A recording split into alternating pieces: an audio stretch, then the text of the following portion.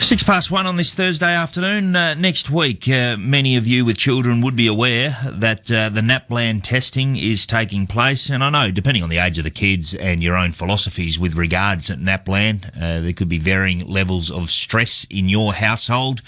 For what it's worth, I don't think, particularly with the earlier ages and the testing, it's worth getting ultra stressed about, and certainly not for the kids.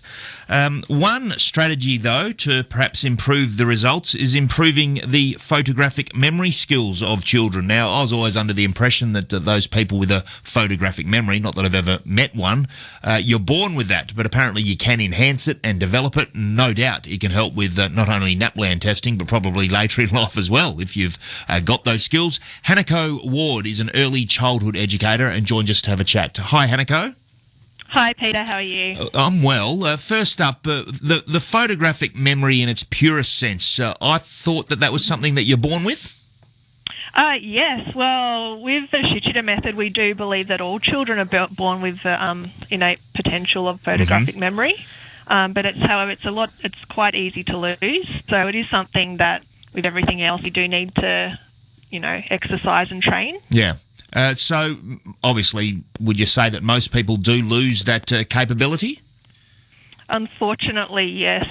Yeah. All right. So, if you want to retain it, and many would say, well, that would be pretty useful, both in schooling and later in life, how do you go about enhancing one's photographic memory skill? Through strategies like just showing a child a picture, getting them to draw the picture again after, hiding it from them, trying to get things in the correct order. Yeah, there's various strategies that you can use to get children to remember things. We have kids here that I teach that can remember, for example, 200 digits of pi using a silly story, a mnemonic device where they connect the digits to pictures. So for the kids, it's a lot easier for them to, train themselves up in that photographic memory than it is for adults to train ourselves. Yeah, that is interesting. That seems to be the key, doesn't it? I'll get back to the children in a moment, but do you have people who, as adults, want to learn how to improve their photographic memory skills? Oh, well, I definitely want to learn how to improve my photographic memory skills. And since teaching the kids this method, I have been able to I'm not as good as the kids, but I've trained up a little. They are extraordinary, aren't they? I mean, what age are we talking about, Hanako? So when we get them starting to train with photographic memory at 1 year old, but we do start them 6 months old, we shake a puppet around and they follow the puppet so they get that field of vision. Adults can do it, but it takes longer for adults. But kids, we have 2-year-olds remembering, 8 objects that they've seen in a 3-second time frame, and then being able to replicate, where the objects were, which is pretty amazing. It is amazing. Do any of the kids, do they exhibit any sort of stress through this learning experience, or do they really embrace it and really enjoy it? No, I mean, the whole point is we don't want to stress the kids out. We want them to enjoy learning, and, it's an easier thing now to teach them all these skills so that they're less stressed when they do sit, test like the NAPLAN. So it's all about trying to stimulate them and bring out their inner potential, and all about, positive reinforcement for the children.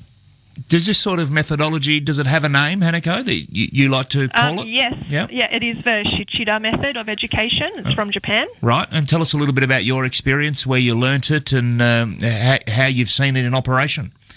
Yeah, well, I did teach in the education system, public school education system, but I converted over to Shichida program a bit over 2 years ago, and I've been teaching that methodology for 2 years now, and I've just seen amazing results. Like 5-year-old kids can remember 50 cards in a row, 50 objects in a row. They can remember, 200 digits of pi. Some kids in Melbourne can remember 1,000 digits of pi, which is really amazing. And 8-year-old children can look at a passage in 1 minute and then replicate it.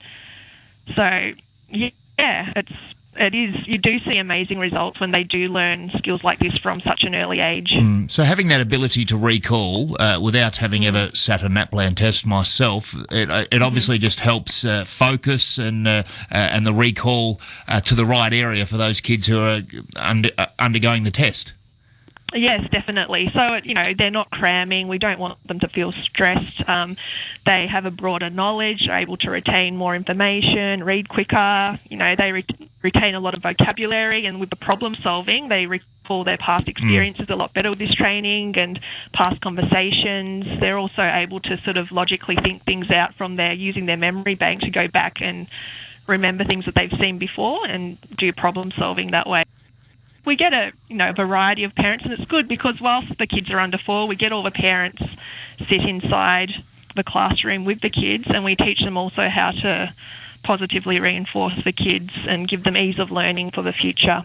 Okay, yeah, I do find it fascinating, and the actual methodology is used in Japan. I'm just reading here for other purposes, isn't it? Yes, I hear in Japan actually people over the age of 60 are also going back to it, and it helps with, people who are at risk of getting Alzheimer's and dementia.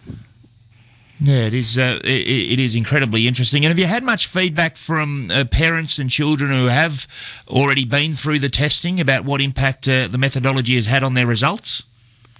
Oh, yes, definitely. So, the kids go off to kindy and they already got a head start. It's unfortunate, but, when you get a head start in learning, then you're ahead. I mean, it's unfortunate for those who don't get the head start, but fortunate for those that do, that they are ahead of the curve for the rest of their school life. So, kids often continue, even if they go to primary school, they'll continue doing this methodology because it helps them. Is it widespread? If there's a parent listening right now who thinks, you know what, my little one might be interested in this, is it easy to track down someone who's offering these sort of learning experiences?